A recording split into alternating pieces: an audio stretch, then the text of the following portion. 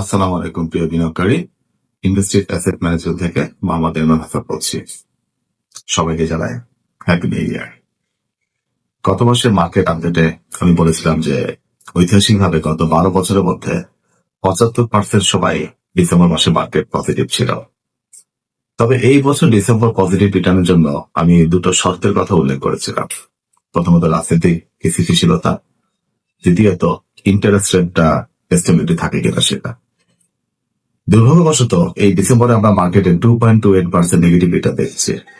DAC x index 4,978 থেকে কমে 4,865 পয়েন্টে ক্লোজ হয়েছে। আজকের ভিডিওতে আমরা দেখব কেন এই ঐতিহাসিক ট্রেন্ড কাজ করলো না এই ডিসেম্বরে আসলে কি ঘটেছিল এবং 2026 সালে শুরুটা কেমন হতে পারে। ডিসেম্বর মাসে মার্কেট কারেকশনের পেছনে মূলত 3টা কারণ ছিল। প্রথমত পলিটিক্যাল শক।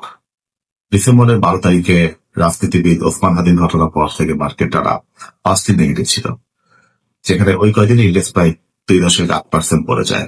রাজনৈতিক অস্থিরতা ইনভেস্টরদের সেন্টিমেন্টকে ব্যাপকভাবে ক্ষতিগ্রস্ত করেছিল সেই সময়।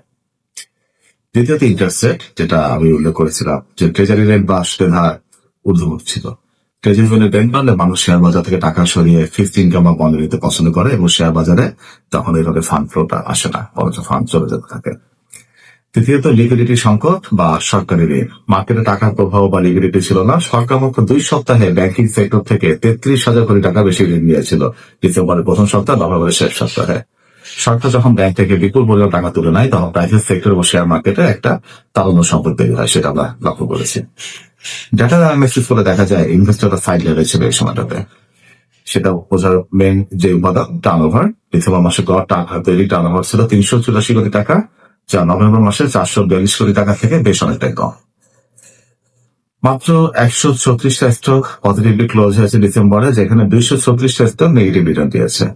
তবে টপ 10 গেনারের মধ্যে মজার ব্যাপার হচ্ছে 5টাই ছিল ব্যাংকিং সেক্টর থেকে, আর টপ 10 লুজারের মধ্যে 4টাই ছিল ফুয়েল অ্যান্ড পাওয়ার সেক্টর থেকে। এই দুইটা সেক্টরের আমরা প্রভাব লক্ষ্য করেছি গেনার আর লুজারে। তো ভ্যালু ইনভেস্টর হিসেবে সবচেয়ে গুরুত্বপূর্ণ ডাটা হলো মার্কেট পি রেশিও। ডিসেম্বর শেষে মার্কেটে পি রেশিও দাঁড়িয়েছে 8.5 কাছে, অথচ গত 5 বছরের মিডিয়ান পি ছিল 14 মতো। তার মানে মার্কেট এখন ঐতিহাসিকভাবে অনেক সস্তা ভ্যালুয়েশন ট্রেড করছে। একজন ফান্ড ম্যানেজার হিসেবে আমি বলবো ফান্ডামেন্টাল স্টকগুলো এখন অত্যন্ত আকর্ষণীয় দামে ডিসকাউন্টে পাওয়া যাচ্ছে। ম্যাক্রো ইকোনমি বা অর্থনীতিতে আমরা মিশ্র সংকেত পাচ্ছি। নেগেটিভ দিকের মধ্যে বলা যেতে পারে রপ্তানি টানা 4র্থ মাসের মতো কমেছে। মূল্যস্ফীতি বা ইনফ্লেশন এখনো অতটা কম না, লাস্ট ডাটা হচ্ছে 8.29%, এবং ফরেন ইনভেস্টর এখনো নেট সেলার। আর পজিটিভ দিকের মধ্যে বলা যেতে পারে রেমিটেন্স প্রভাব বাড়ছে। ডিসেম্বরের 27 তারিখে পর্যন্ত রেমিটেন্স গ্রোথ ছিল 14.3%, যা আমাদের ডলার সংকট সামলাতে সাহায্য করবে। তবে আমার জাজমেন্ট হলো মার্কেটের নিচে নামার ঝুঁকি খুবই কম, কারণ ভ্যালুয়েশন এখন তলানিতে। যদি রাজনৈতিক পরিস্থিতি এবং ইন্টারেস্ট রেট কিছুটা স্থিতিশীল হয় তবে 2026 সাল হতে পারে রিকভারি ইয়ার।